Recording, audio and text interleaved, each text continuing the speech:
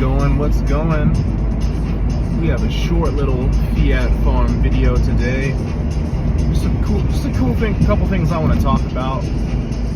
Bitcoin, Hella, and just the global market cap for most of the money in the world, and how that kind of all intertwines. So starting off, I think I'll title this video, Bitcoin is the best asset in the world. Now, why is Bitcoin the best asset in the world? Well, we're going to talk about it. But first, let's just kind of briefly go over what the hell is an asset and why do you want it? Well, an asset can be many different things, but mostly it's sort of like a store of value or a machine for cash flow or something that is just going to appreciate over time. Think about the Mona Lisa. Priceless piece of art. It's an asset. I don't even think there's a price on it, but if there was, most people couldn't afford it, and if there was a price, the appreciation on that thing would be absolutely diabolical. Like, I feel like with inflation as is, you could probably see the Mona Lisa gain billions of dollars per year just from inflation before the actual price appreciation of the asset as well. Then you got stuff like cars. You know, you want to go get that McLaren McLaren 725. Everybody wants that thing. You know, some cars are gonna depreciate, but others will appreciate just because they're a one of one, more like a work of art. Then you got statement jewelry like gold watches, gold chains, silver necklaces, in some case diamond rings and whatnot. Things like that tend to appreciate. People buy that in hopes that they could just put their money into something that they like and hold on to for a while, so it'll at least soak up some appreciation and hedge against inflation. Now, but that kind of brings us back to, why do people want assets? Well, rich people buy assets because they know that the money that they're spending is losing value faster than they can, recover. Like if you're a millionaire or, a multi-millionaire, your biggest enemy in the world is inflation. So you've got to dump your dollars as soon as you get them, because with the amount of money that you do have, you are the biggest victim to inflation, because inflation's 2%, whatever. I personally believe it's 6% or even as high as 10%. Probably going to get a lot worse over the next couple years, but let's just say like 8 to 10%, Let's say you have $1 million. You're losing about $100,000 of purchasing power per year just to inflation, and that's before any sorts of taxes, So millionaires, what they do is they place their money in places that are going to hedge against inflation. Now, what are some assets that are going to protect you against inflation? Literally anything. Anything and everything that you can think of. Because of the way inflation works, it naturally pumps up everything. So you actually have, you can't really go wrong. Like, you can buy the NASDAQ, you can buy the S&P 500, you can buy individual stocks, you can buy gold bricks, you can buy silver coins, you can fucking buy Dogecoin. But inflation's naturally just gonna push everything up, real estate included. You could buy a house, you could buy a rental property, you could buy a beachfront. Inflation's naturally gonna push up that property. So not only are you getting price appreciation on the actual value of the asset or property itself, you're also getting inflation appreciation, where the inflation is just literally making your asset more expensive. So if you want to sell it or borrow against it, the value of it is much higher than where you started at. So you can take on debt, you can do a lot of things with it. But one thing you can't do that with is US dollars, because like I'm gonna come on this channel and champion, holding US dollars is a losing strategy. You can do literally anything else and have a much higher success chance of beating inflation if you don't hold US dollars. You can buy fucking clamshells, seashells, you can buy you could buy insects that are like stuck in tree sap, and you'll probably do better than the US dollar. Now, some currencies are even worse than the US dollar. So I've been hearing a lot of talk about, you know, the Canadian dollar, and, you know, like some other various currencies around the world are actually getting eaten up by inflation a lot worse, because their central banks also have a very big problem with printing. Now, why is Bitcoin the best asset? Now, I get a lot of people saying like, oh, Bitcoin this, oh, Bitcoin that, it's too expensive, da da da da, you know, it's a scam, it's a Ponzi scheme, whatever, you know. At the end of the day, it's an asset just like everything else. But what really sets it aside is the scarcity factor. Now, if you're a Bitcoiner, I'm not going to tell you about the scarcity of Bitcoin, you know. That's the whole fucking point of Bitcoin, you know. It's a scarce asset. There's only 21 million. There will only ever be 21 million. So that's it. That by itself is what makes Bitcoin the best asset in the world. There's only 21 million of it, and there's only ever going to be 21 million. So once, you know, all 21 Bitcoin have been mined and, you know, received through different means, either buying or selling or mining or whatever, and eventually it ends up on somebody's wallet or somewhere in the blockchain, that's it. There's not going to be any more. So essentially, everybody who wants it is going to be fighting over that limited amount indefinitely, forever and forever. Now, for the longest time, gold has historically been the best asset, you know. Everybody knows the fucking pirates of the Caribbean and like all of the stuff that used to happen in the Dark Ages, where, you know, countries would literally go to war for each other's gold, or, you know, governments would enslave their own people to keep them away from owning gold because it was seen as like something for the rich and powerful. But what it really does is it just holds its value over time. You know, assets like gold and silver have outlived empires. Like some of the most powerful civilizations to ever exist, gold and silver have outlived all of them, and eventually, you know, held their value, you know. So what really sets Bitcoin aside from gold and silver is it's a digital asset, and it has an extremely high level of security. So unlike gold, you know, if you had $1 million worth of gold sitting in your basement, fuck, man, that's a lot of money. That's a lot of asset to be having in one place, you know. You'll probably need like armed guards to like fortify your shit like Fort Knox so people don't break into it and steal all of your gold. But with Bitcoin, you know, it's a digital asset. So if you have the private keys, or if it's along with like a broker, then, you know, for the most part, you can travel around the world with it. You know, you don't need a giant cargo plane. You don't need to check in with TSA or get like a private jet to move your money around. You can really just keep it on your phone or on a cold storage device.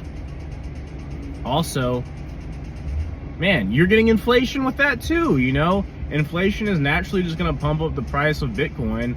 So not only is it a hedge against inflation, it's also a beneficiary of inflation. So if you don't want to be inflated away, buy Bitcoin, because it's just gonna inflate itself.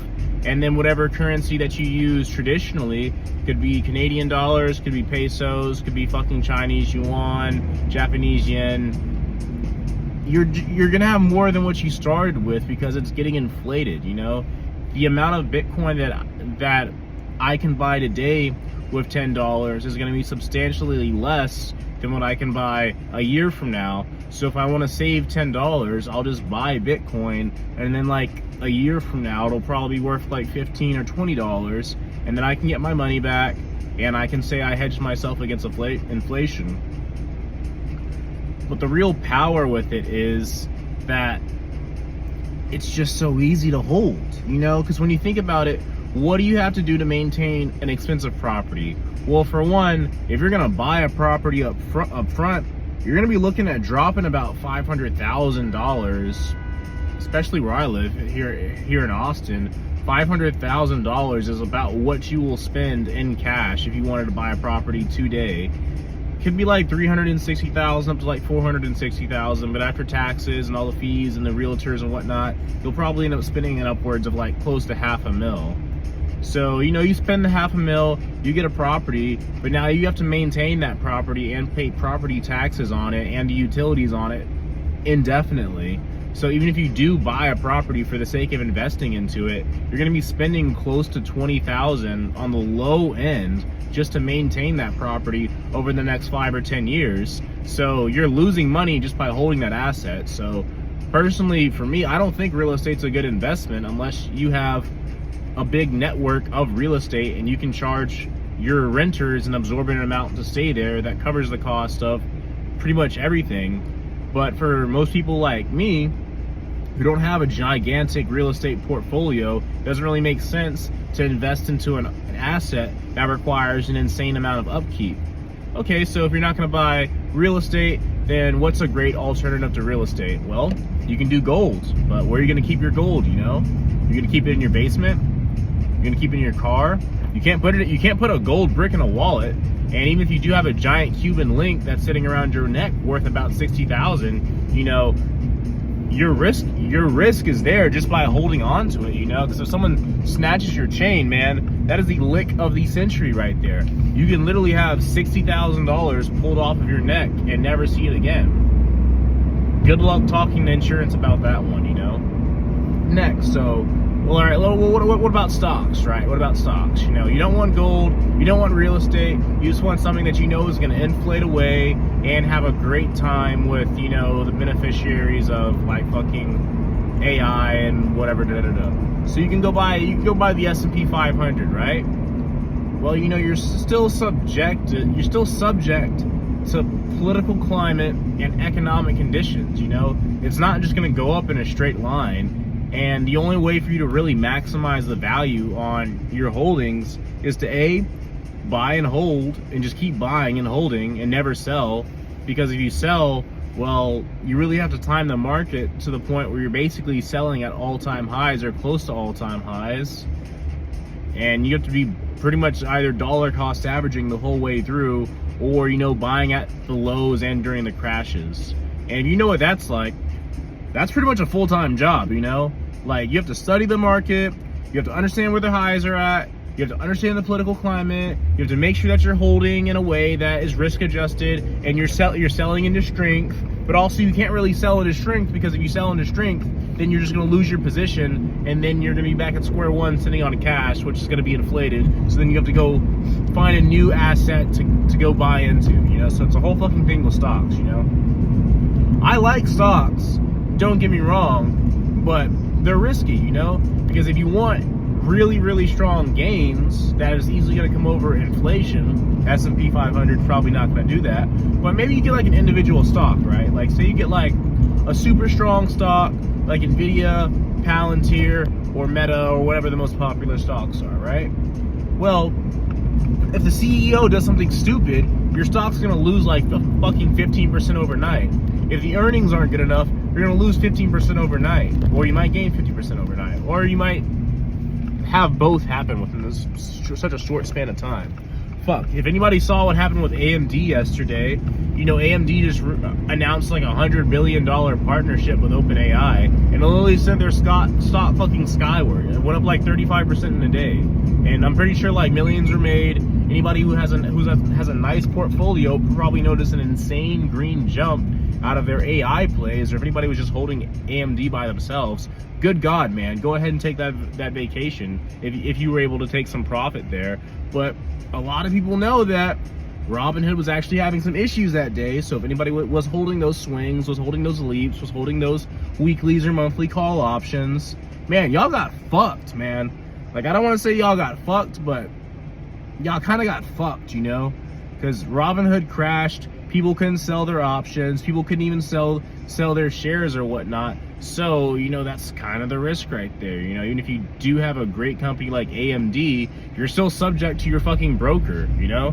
Most of those moves happen in the span of like 15-20 minutes. You know, those giant life-changing moves, you have to be on top of. You know, you really have to be on top of that, because you know, you're just gonna get fucking shorts and institutions to sell at like macronomic scales and basically crash the stock pretty much from its high, you know. So if it sounds complicated, it's because it really is. Stocks are very, very complicated, and you would honestly be better off like either having an AI handle it or hiring somebody else to handle it, because owning stocks is pretty much a full-time job, and you're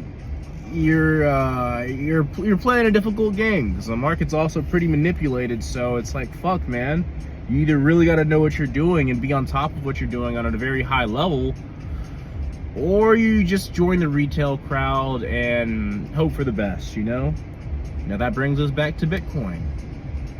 Why is Bitcoin better than literally all of those things? I'm not going to talk about treasuries. I'm not going to talk about bonds. I'm not going to talk about corporate bonds. They suck. They fucking suck. That's all I have for you. But Bitcoin, why is Bitcoin better than everything else? Well, unlike everything that's been previously mentioned, aside from like gold, of course, Bitcoin is a currency. It's actual money. I can buy a coffee with Bitcoin.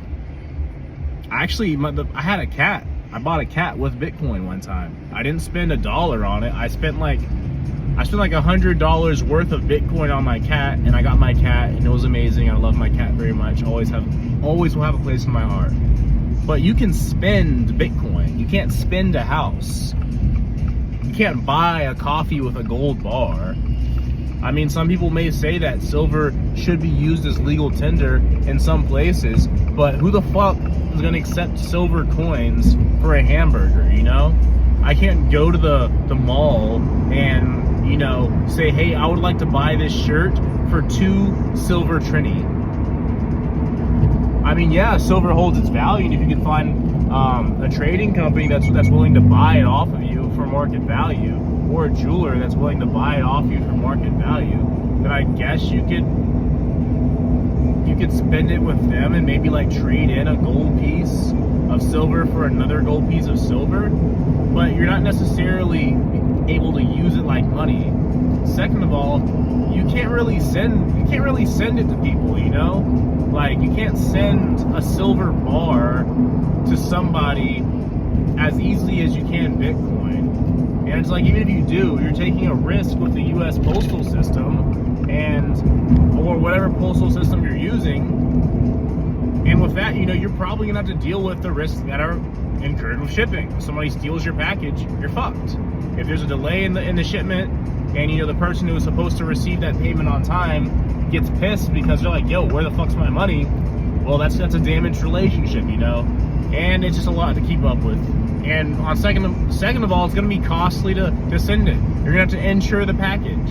You're gonna have to insure it. You have to spend money to ensure that it gets there. If it doesn't, that you'll be reimbursed for it not arriving. So, whole lot of shit with that. But with Bitcoin, you can send value from one side of the world to the other in a matter of seconds for like pennies on the dollar. Like, you could send me $10,000 worth of Bitcoin for like 17 cents. If you wanted to do that over Apple Pay, or if you wanted to like withdraw $10,000 from Apple Pay into like your like a debit card transfer, that's probably going to be like $100 that you have to pay just for the actual like transfer itself.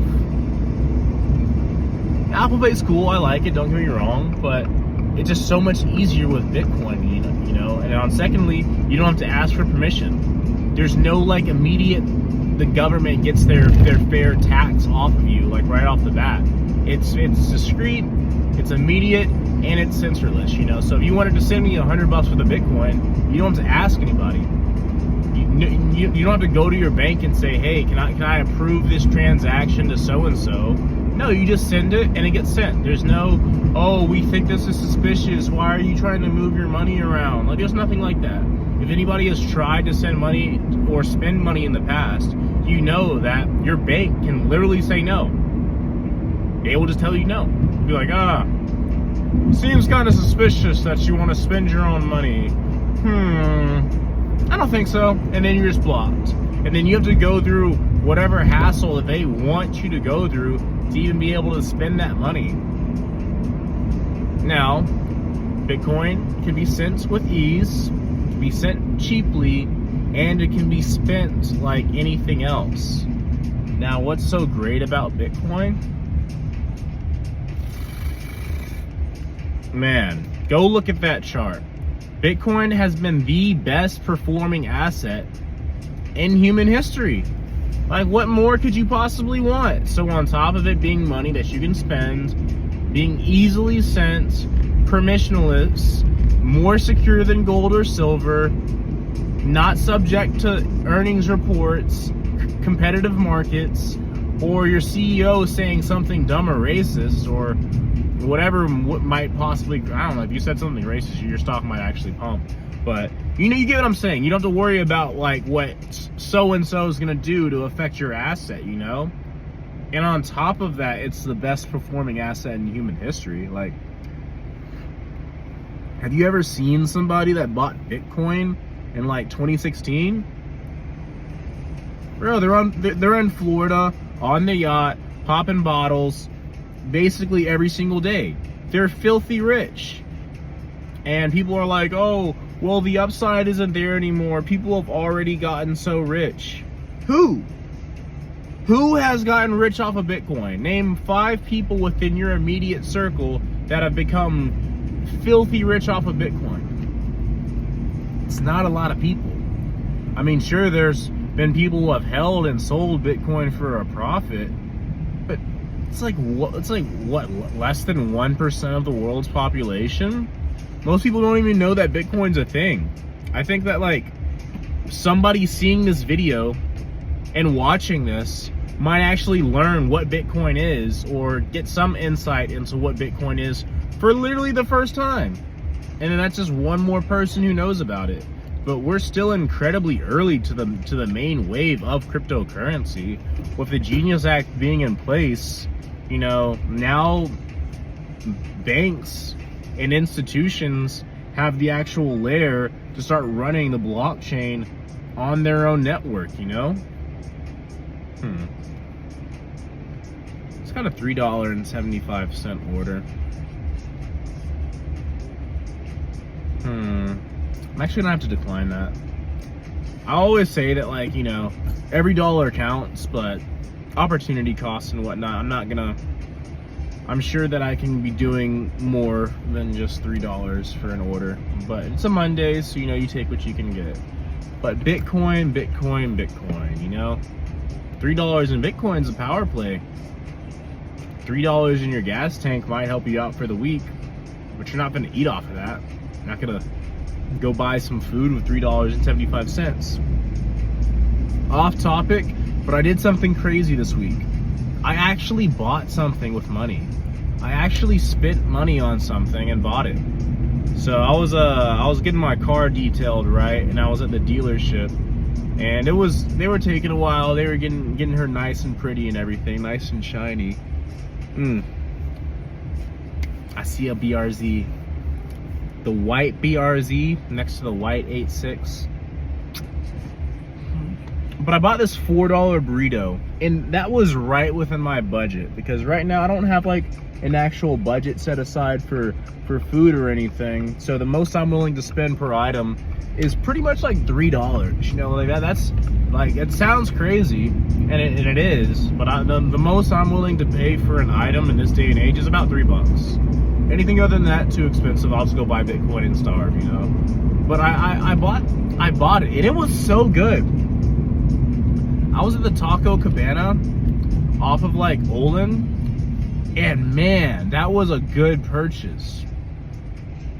They make some good food, man. I got this nice chorizo burrito, and they had like this fresh, super dank and fresh salsa taqueria with the pico de gallo. Man, you do not have to spend a lot to eat like a king.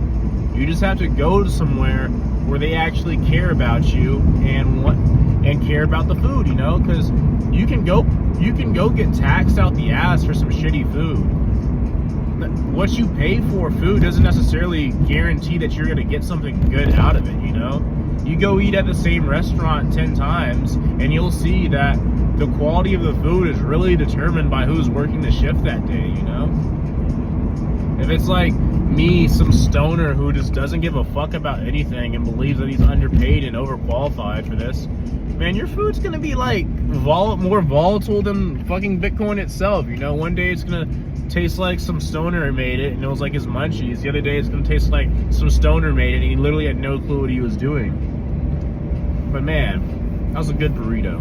Very, very good burrito. Now getting back to Bitcoin, so you've got Bitcoin being naturally just the best performing asset of all time. Price appreciation is there. Now where's the upside? You might be asking me, okay Brian, okay Wode, I get it, you know. You like Bitcoin because it's great, but hasn't it already ran up like 100,000%? Yes, it has run up literally 100,000%, and it still has another 100,000% to run up. Because as I was saying, the Genius Act is allowing for institutions and banks, financial institutions and central banks to build on top of this existing network. BlackRock owns 800,000 Bitcoin, close to 1 million Bitcoin with their IBIT ETF. They are almost the biggest holder of Bitcoin in the world, BlackRock, but no one talks about it. So BlackRock owns everything. They literally own everything. They own the world. They literally own the entire world. So do you really think that BlackRock is going to buy 800,000 Bitcoin and continue to buy Bitcoin on the daily through their ETFs because it's a scam? Because it's not going to go up? Do you really think the largest institutions in the world are just going to buy Bitcoin for no fucking reason? These guys literally pump biotech stocks overnight and send them to the moon. Did anybody see what happened with Spruce Bioscience the other day? I used to hold Spruce Bioscience. I had like 300 shares at like less than like 90 cents. Like it went to like 60 cents at one point, and I said fuck this shit and I cut for like a 30% loss. It's trading at like $170 right now, and most of that was just yesterday. It literally went from $7 to like 170 in like less than 24 hours. You do the math on that. But that's what these institutions are fucking capable of.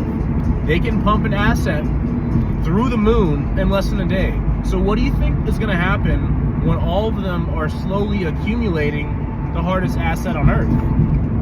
Do you think that they're not going to at least want that level of return on one of their biggest and most recent holdings? No, man, they're gonna send that shit to the sky. They're gonna fucking send it to the sky. And aside from that, you know what else is gonna send it to the sky? Treasuries getting dumped. Watch what happens when people stop buying into US bonds, buying those US treasuries, stop buying those corporate bonds, and stop buying Bitcoin. I'm telling you, that's a lot of money just sitting on the sidelines waiting to see what the next best asset's gonna be. It's Bitcoin. Now, with all that being said, why isn't Bitcoin at 250K? Why isn't it at $1 million right now? Well, it's because the institutions haven't milked the retail market for all that it's worth yet.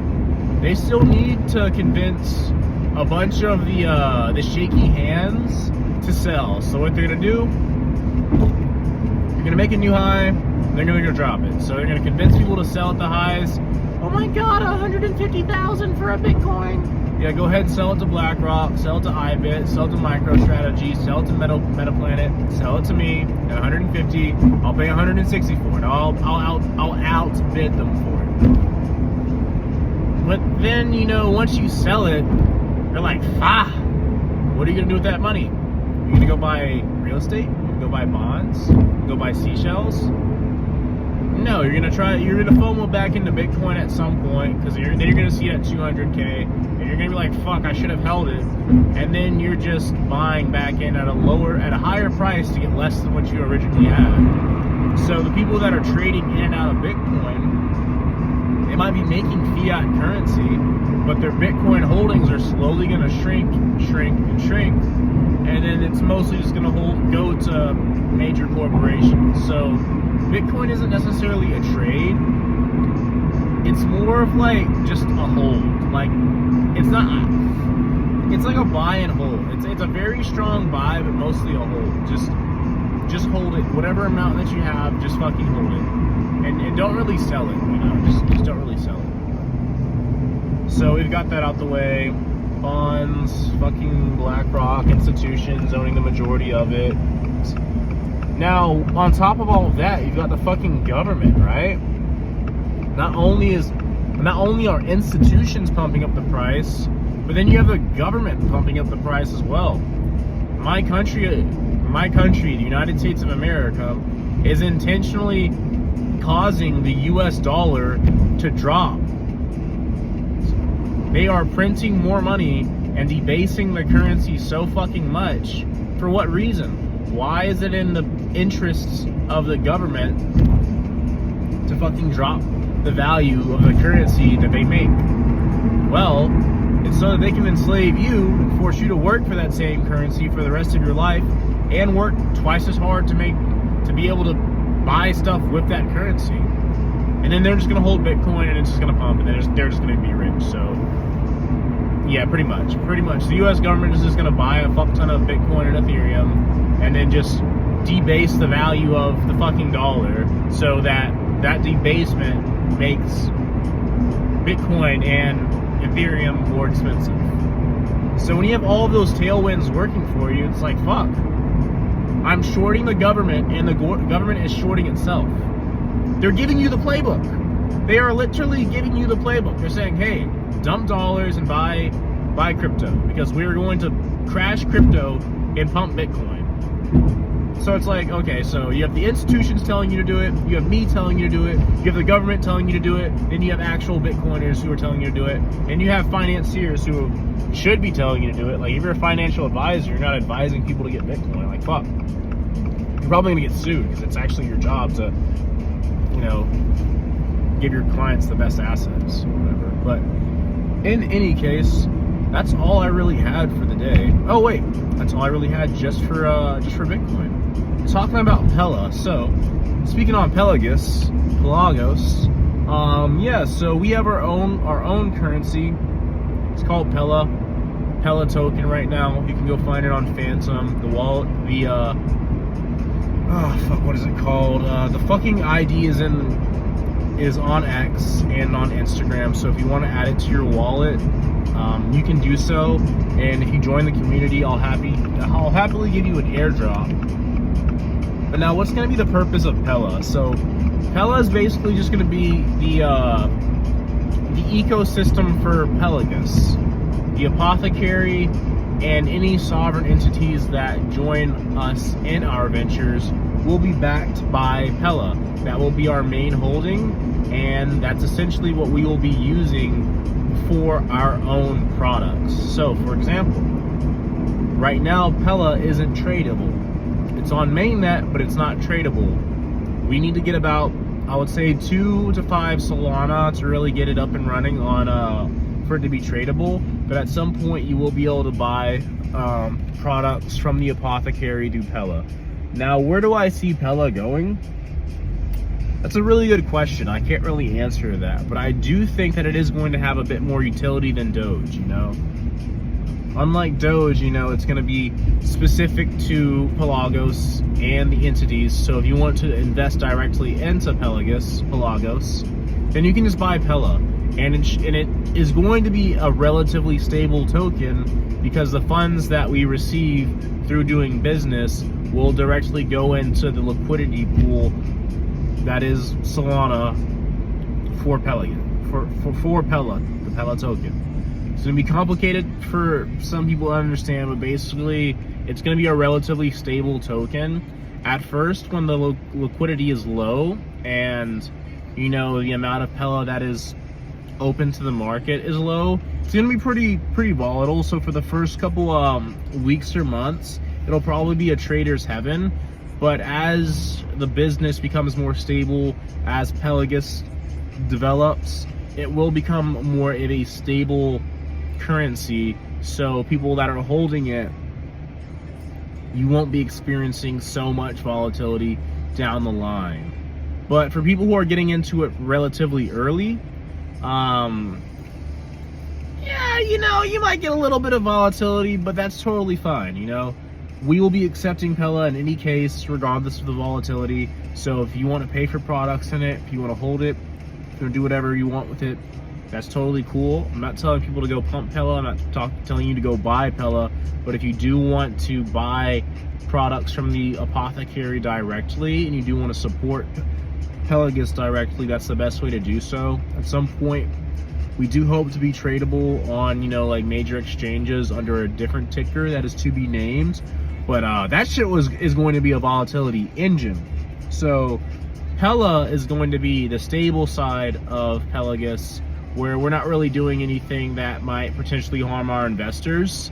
We're not going to be doing any rug pulls. We're not going to be doing any pumps and dumps. We're not going to be doing anything that might scare people out of the actual currency itself. We're going to try to respect anybody who engages with the network and ensure that they are protected to a certain extent. So Pella token will be stable and tradable with a healthy amount of volatility. Now the equity itself, our goal for that is just to be making a fucking a liquidator engine, fucking cash cow volatility machine that has like random swings of like 15% and basically just a stop loss hunter and a demolisher of covered call options. That's just the equity. We don't really care too much about the stock market, and when we do get there, just expect a lot of just expect volatility. So expect volatility. That's the only thing that we'll really be going for there. Now, Pella long term, it's on Solana right now, so if Solana does well, then Pella should do well. We're going to keep building on top of it. At some point, we will be expanding the enterprise by a lot to invite more sovereign entities into Pella, into the Pelagos community, and from there, we hope to be able to empower other people. Ah, fuck. Accident right in front of me. Bruh. Okay. Are you going to cause an accident because you want a rubberneck? Oh, God. Let's see if this doesn't.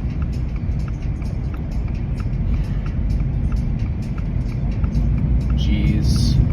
Sorry you got into an accident, bro. I don't know if you can see that back there. It was a little accident. But yeah, Pella token is pretty fun. I made it myself, which is pretty cool. I coded it myself. I'll be working on it for the long term. That's all I really have on it for now. Again, it is not tradable, and if you are in the Pelagos community, I will be giving out airdrops at some point. Nothing too crazy. It'll probably just be a couple thousand, maybe like $5, $20 worth. You might be able to get yourself some Blue Lotus or something like that. But yeah, other than that, let's talk about stocks. So yeah, stocks. I did a couple of trades today. Today is the, I believe it's the 7th. It's the 7th of October, and the SPY had a pretty major pullback today. I was in some put options today. The 671 strike put for the daily. Jesus, that thing printed, but I only ended up making about like 20% off of it because I had a nice little stop loss, and since I just got my account back up and running, I'm not really too risk tolerant right now, so I just saw profit and took profit. Other than that, Iron had an iron call option, though it had a pretty nasty retracement this morning. Jesus Christ, these people cannot drive. What is happening here, bruh? Y'all are just gonna stop in the middle of the road? This is literal insanity. Like, bruh.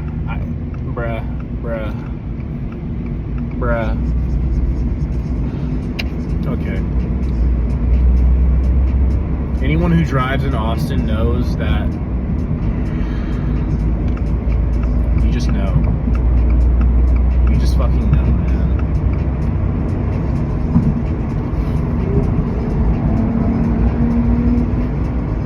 Yeah, so where do I see the stock market going? up and away, up and away for sure.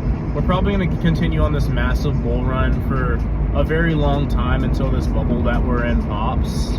As long as inflation keeps going crazy and our government keeps doing dumb shit, then the stock market is going to pump because people are going to want to get out of the US dollar and literally put their money anywhere else. Gold and silver still seem to be the macro trade. We did have a nice little pullback on both of those today. I almost bought a call option on gold for tomorrow, but the theta on it was like literally insane. Like my contract was like $50, but the theta on it was like $40 per day. So I was like not. Yeah, so I canceled my order the moment I saw the theta on that thing. I like almost shit myself because I almost got filled too. But yeah, other than that, that's all I really had. No good orders right now, so I'm just kind of driving around burning gas, but that's all I really had. We're gonna get back to fiat farming, and if something interesting happens, I'll hope to cap that.